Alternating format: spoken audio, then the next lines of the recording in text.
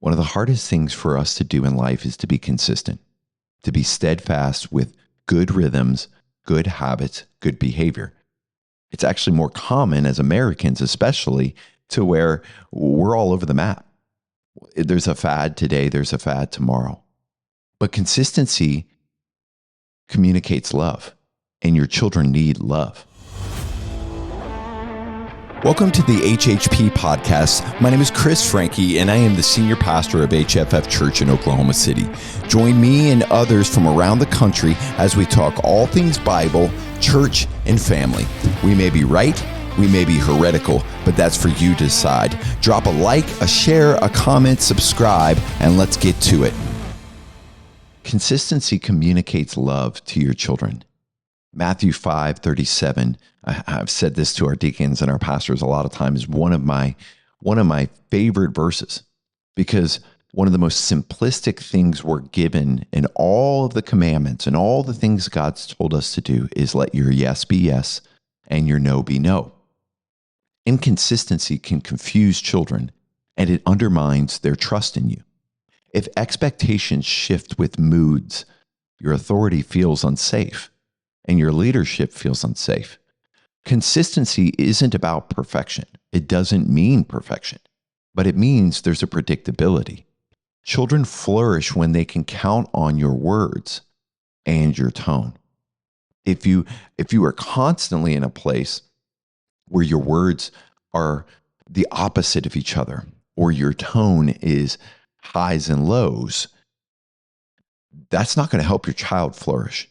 It's not even going to help your relationships with adults. But children don't have the mental capacity at that point in time to kind of weed through that and understand what's happening. They become scared. They become anxious. There is no predictability to your consistency. Consistency equals security. Follow through gently but firmly on what you've said. Another thing you can do, because we are always changing things around in our house. We're not afraid of failure, and so we're also transparent in that. So if we say you cannot have a snack before dinner, and sometimes it happens, I'll be on a counseling call and a child will come out and they'll hold up a snack, and I just kind of say, sure, whatever, go do it. And then I come in and another child's upset. Why? Because we had a rule. I said something and I went against it. So then I have to come back to everybody. I have to apologize because I wasn't consistent with what I said. And then we have to make an adjustment. So ask yourself, do your children know what to expect from you, even when you're tired or frustrated?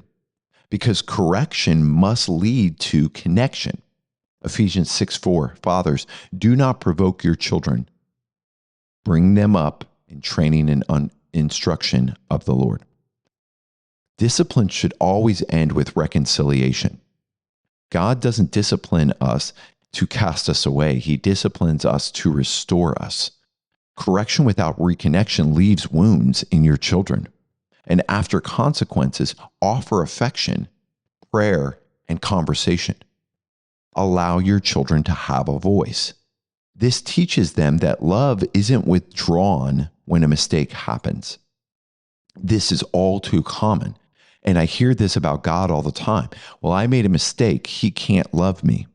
That was a behavior that was modeled by earthly fathers and mothers inside the home. Love is not withdrawn when a mistake happens. So connection turns correction into discipleship.